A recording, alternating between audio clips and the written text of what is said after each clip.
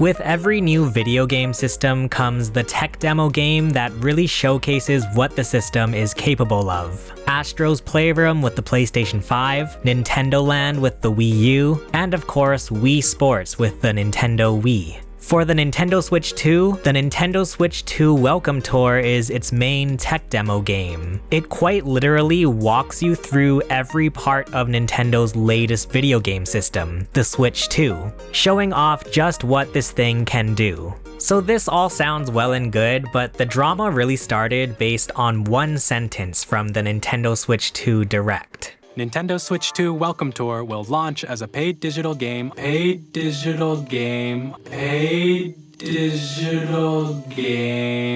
Yeah, Nintendo Switch 2 Welcome Tour was revealed as essentially a paid tech demo for the Nintendo Switch 2, coming in at $9.99. So the big question people have been asking is, does this non-pack-in, pack-in tech demo manage to justify its $10 price tag? I paid for this game, played it, and well, the Nintendo Switch 2 Welcome Tour starts out with a bunch of people standing in line for what seems like a Nintendo convention, basically E3 simulator. And this is where one of the game's biggest flaws becomes apparent. These characters seem so lifeless, quite literally since they don't even have faces. It can sometimes feel a bit off-putting. If you compare the characters in this game to, say, Astrobot in Astro's Playroom, or heck, even the fun costumes that your Miis would wear in Nintendo Land, the difference is night and day. So once you choose your lifeless being, you enter the giant left Joy-Con 2 area, and it basically becomes the Nintendo Switch 2 experience events that Nintendo were holding before the release of the Switch 2. You explore the expo floor, finding all kinds of different people to talk to and little things to do.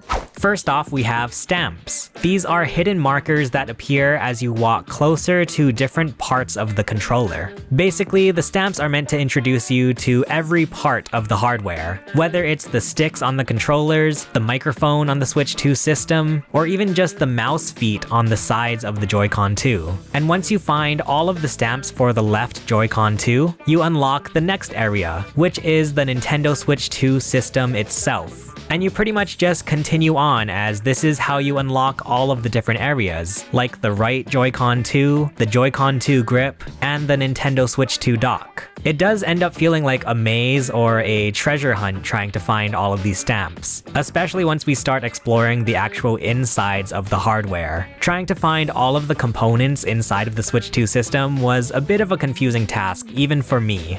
I will say, it's cool to see such intricate detail of the hardware within this game. I guess in some ways, this is the closest and most high-quality look we'll ever get at the inside of the Joy-Con 2 or Switch 2 system. And the fact that you are even able to walk all over the accessories like the Joy-Con 2 wheels, the Nintendo Switch 2 camera, and even the Joy-Con 2 straps is pretty interesting and funny. And spoilers, the stamps are really the only necessary thing you need to unlock all of the areas. As far as I could tell, you don't even need to do any of the other things in order to beat the game. Just find all of the stamps to get to the next area. So it feels like this game is really just what you make of it. Whether you want to go in and try to 100% every task, or if you just want to casually check things out, the stamps are really the only thing that matters. But if you are interested in the other types of gameplay found in Welcome Tour, the next thing you'll find are these little quizzes. And as somebody who has the reading comprehension of a frog, this was probably my least favorite part of the game. In fact, this was the part of the game that felt the least like an actual game, because all you do is read whatever information is presented to you, then just answer questions based on what you read.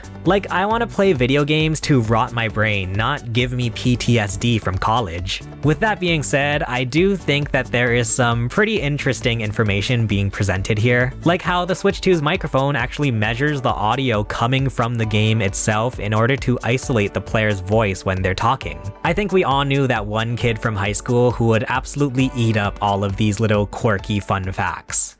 I was the kid.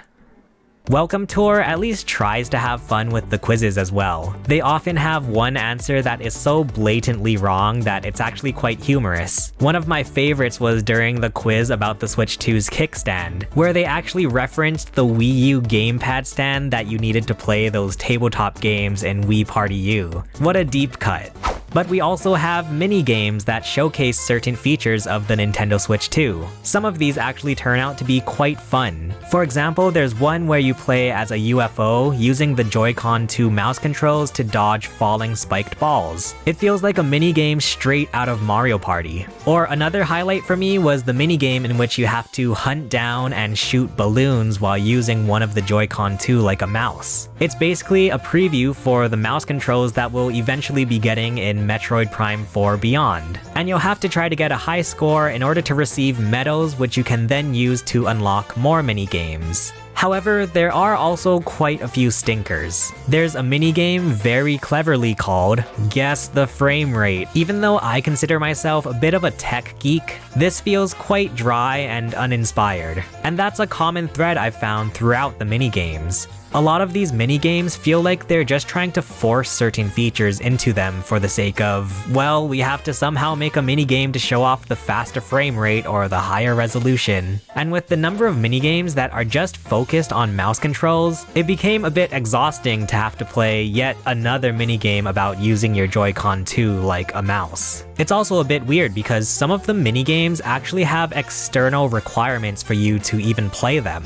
For example, there are quite a few minigames in which you need to be playing in handheld or tabletop mode in order to play, or some minigames that require you to have a TV or monitor capable of either 4K 120 frames per second or HDR. There are even some minigames that require you to have certain Nintendo Switch 2 accessories. There's a minigame that forces you to use a Switch 2 Pro controller for its mappable buttons, or another minigame that requires you to have a camera, such as the Nintendo Switch 2 camera. Games that have these requirements to play feel quite weird to me. Like, I always thought the point of the Nintendo Switch was that you had the option of playing on either the TV or portably. You weren't tied down to just one way or the other. And especially with the accessory-specific minigames, not only do you have to pay the $10 for the Nintendo Switch 2 Welcome Tour itself, but you also have to shell out more money for the accessories.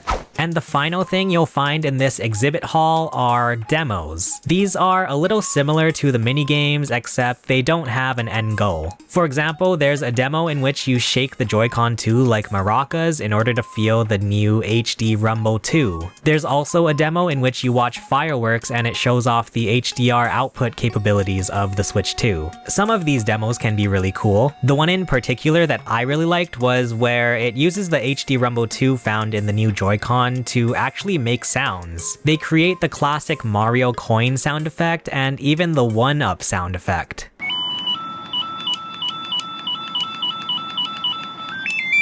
But a lot of these demos can honestly feel a bit unfulfilling. Granted, they all have a little checklist of goals that you can complete in order to receive another medal. However, there's one demo where you literally just change the intensity of the HD Rumble 2. And that's pretty much the extent of the gameplay that you'll find in the Nintendo Switch 2 Welcome Tour. So let me start by trying to find some positive things to say about this game. I do think it can be really fun to dig into the nitty-gritty of the Nintendo Switch 2. Granted, I am the biggest of dorks who will cheer at just the mention of the word pixels. So if you are a tech enthusiast or you like seeing how all of this stuff works, it can be a cool little fun fact extravaganza. Especially with the quizzes, you learn so many little fun facts about the Nintendo Switch 2. For example, how one of the dock's feet is different so that your Nintendo Switch 2 doesn't come crashing down if you yank the cable. But also, the demos emphasize some of the features that the Nintendo Switch 2 is capable of. I also think there is at least a little bit of charm in this game. If you do actually take the time to read the novel worth of text found in the quizzes and the dialogue with the staff, you'll find some silly, self-aware humor and quirky jokes. It almost feels like the developers themselves wanted some representation in this game. Like this was their own little passion project.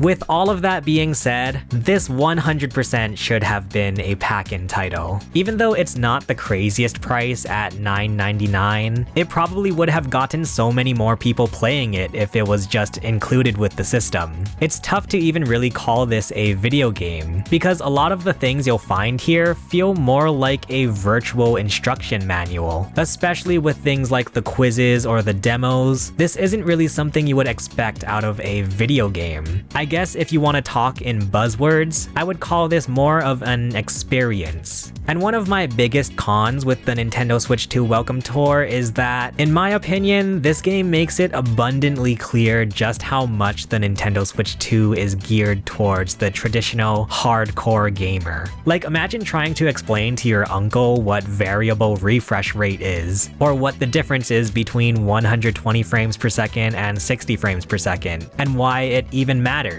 Don't get me wrong, I do think the Welcome Tour at least attempts to make some of these really technical details a bit more interesting and maybe even fun. But when its methods of showcasing these features are through walls of text, surface level minigames, and somewhat pointless feeling demos, I don't know how invested the more casual, non-techie people would actually be with all of this stuff. Imagining a kid opening their Switch 2 for Christmas and seeing this as their first impression of the system, I don't think it would make for a particularly memorable or positive experience. Overall, I do think there is some value to be found with the Nintendo Switch 2 Welcome Tour. If you're intrigued with the super nitty-gritty tech details of the Nintendo Switch 2, I think it delivers on that front. But if you're not super interested in things like frame rates, resolutions, and all that nerdy talk, it might not be for you.